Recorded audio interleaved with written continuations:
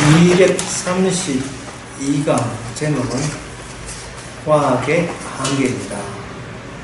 옛날에는 이스라엘 당시에는 우상이라는 것이 모든 민족에게 신이 있어서 하나님의 언약, 하나님의 말씀이 그 가짜 신을 겨냥해서 주께서 말씀을 주셨습니다. 그래서 나 외에 다른 신을 섬기지 말라 해서 이미 하나님께서 말씀 주시기 전에부터 인간에게는 인간의 모든 인간을 통합해서 같이 공용이 가능한 사상이 있음을 내비쳤습니다. 그게 가짜신이죠. 우상이고 헛된 신인데, 그럼 오늘날에는 이 가짜신이 누구한테 자리를 넘겨주고 그 가짜신이 다 없는 것처럼 보이는가? 그것은 오늘날은 그 우상의 역할을 과학사상이 그걸 대신하고 있습니다. 우상이라는 것은 물론 이스라엘 입장에서는 우상이죠. 달리 이야기해서 각 민족마다 신이 있는데, 신이라는 것은 인간과 신 사이에 직접적인 연결이 가능한 신들을 이방 민족들은 섬겼습니다. 연결이 가능하다 하는 것은 대화가 가능하고 타협이 가능하고 의견 조율이 가능한 신, 그런 신을 말합니다. 이것은 하나님 나름대로의 확정된 계획이 없다는 겁니다. 인간이 원하는 대로, 인간이 요구하는 대로 뇌물 받고 뭐 들어주기도 하고 복 주기도 하는 그런 신을 사람들은 아무 그리낌 없이 신을 편하게 믿었어요. 어차피 거래니까요. 그리고 신은 인간을 위해서 존재하기 때문에 인간 자기한테 도움 주지 않으면 뭐 신이 한두 가지가 아니니까 다른 신 도움 줬다고 소문난 신으로 바꾸치기 하고 갈아타기 하면 되니까 인간의 신을 섬기는데 별다른 어려움은 없었습니다. 특히 한 민족이나 한 가정에서 신을 믿으면 그건 3대 4대째 아무 의문 없지, 아무 그리낌 없이 그걸 우리 가정의 신으로서 수용을 한 거죠. 그 신을 중심에 해서 그 가정의 개성이라든지 정체성이 확정이 되고 확립이 되었습니다. 그게 큰 단어로 이야기하면 국가의 신으로 규정되는 거죠. 그런데 오늘날에는 이런 신들이 이 지구상에서 거의 다 추방이 되고 말았습니다. 신이 없다는 말이 아니고 신이 우선적인 생활의 표준이나 기준이 되지 못한다는 겁니다. 그럼 뭐가 신의 자리를 대신했냐 하면 바로 과학 또는 과학 정신이 신을 대신했습니다. 옛날의 우상과 오늘날의 과학의 공통점이 있는데, 그것은 인간의 삶의 윤택과 이익과 편리와 발전을 도모할 수 있는 신, 그 신을 인간이 선언했다는 말입니다. 그건 뭐냐면 인간은 지금 현 상태에 자족하는 것이 아니고 끊임없이 인간은 신을 닮아가면서 신이 갖고 있다고 상상이 되는 그 무한한 능력을 자기 것으로 전환시키기 위해서 신과 협상에 나섰습니다. 근데 그 일은 이제는 부터 신이 아니라도 인간이 스스로 그 일을 해낼 수 있다고 그렇게 오늘날 대부분의 사람들은, 거의 모든 사람들은 생각할 수 있습니다. 따라서 신을 믿는다는 것은 과학적 입장에서는 미신을 믿는 겁니다. 미신하는 것은 필요 없다가 아니라 되어 믿을 필요 없다는 거예요. 꼭 그렇게 필수적인 게 아니라는 거예요. 선택에 관한 문제라는 거죠.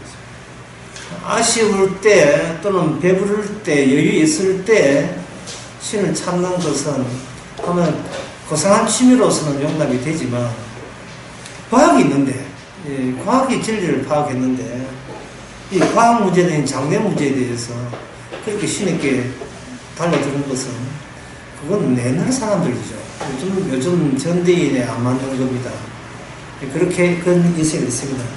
그러면 이 과학 또는 과학 사상을 하면서 과학을 우대받고 과학이 인정받는 것은 정말 인간이 원했던 그 실적들을 과학이 증명을 해줬기 때문이었습니다. 전에는 신의 분노와 신의 성질에 따라서 이루어졌다는 그 자연 현상이 이제는 다 그거는 그야말로 개 짖는 소리에 불과하고 아무것도 아니에요. 과학적으로 따져보게 되면 어딘가 결과에 의해서 합당한 논리가 성립이 되는 겁니다. 인간 속에 영혼이 있다는 것을 파헤쳐 보니까 영혼은 없고 인간 속에 세포가 있는 거죠. 세포를 발견하기 위해서 현미경 같은 발견했고, 그래서 현미경을 통해서 알게 된 것은 그 뭐냐 하면 그것이 눈으로 보고 또는 귀로 들리고 손으로 만져지고 냄새 맡아지고 입맛 볼 수 있는 것, 이런 오감에 의해서 마음속에 어떤 인상이 성립되는데 그 인상을 추려서 그게 바로 개념이 되고 더 나아가서 관념이 되는 거죠. 인간의 감각에서 인상까지 감각에 본 것을 그대로 글로 표현해낼 때 그것만이 믿을 수 있는 거고, 그 위에서 그걸 근거로 해서 추상적인 것이 기능이 더 붙여서 있던 관념 같은 것은 도저히 믿을 필요가 없는 거죠. 믿을 근거도 없고. 예를 들면 흉이라는 사람은 심지어 수학까지라도 믿을 수 있다 했어요. 정의는 물론이고 사랑, 신 이런 것은 과학적으로 볼 때에 믿을 수 없는 거라 이렇게 본 겁니다. 증명이 안 되는 겁니다. 그래서 과학이 모든 것의 진리를 이렇게 정립을 했는데, 그러면 이 과학의 감각이라든지 인상, 이의 근거는 무엇인가를 또 사람들은 이렇게 추적을 해봤는데, 그걸 실정주의다 또는 논리 실정주의라고 이야기하는 겁니다. 그건 뭐냐 하면 사람이 뭘 감각을 했고 그걸 파악해서 기록을 해야 되지 않습니까? 그 기록하는 그 명제 또는 진술하는 그 명제는 그건 어디까지나 이거는 사람마다 다 다르고 더 간소하고 간편하게 할 수 있다는 점에서 이거는 주관적인 서술에 불과하다. 그것까지 따질 수가 있는 겁니다.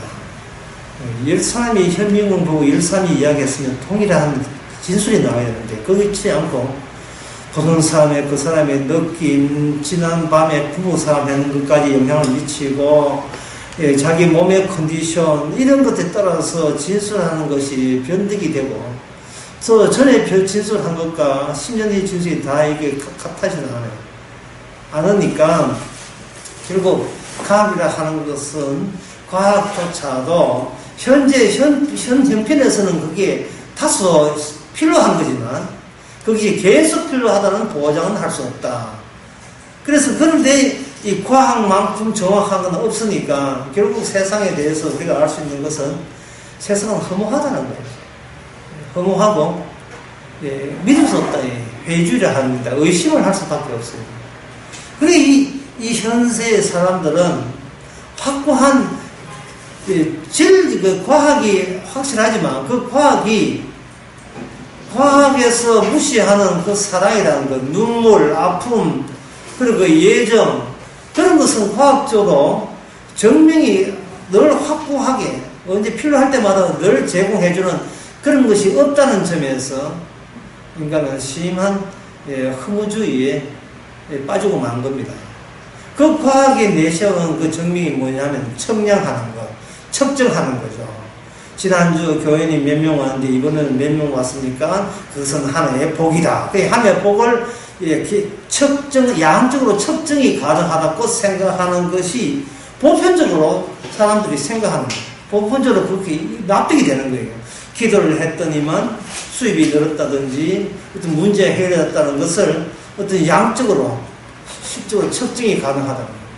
그래서 사람들은 그저 눈에 보이는 것, 그 눈에 보이는 것이 변화가 있는데 그 변화라는 것은 내가 원하는 양쪽으로 늘어났을 때 나는 힘에 늘어나오를 이해하고 그것이 나에게 안정을 준다. 그것이 바로 신이라고 생각하고 그 신에다가 뒤늦게 그러한 내용에다가 하나님 삼위일체, 성부, 성자, 성령, 예수님까지 다 갖다 붙이니 이거는 과학을 믿는 신자지 그거는 천국 가는 신자라고 할 수가 없는 겁니다.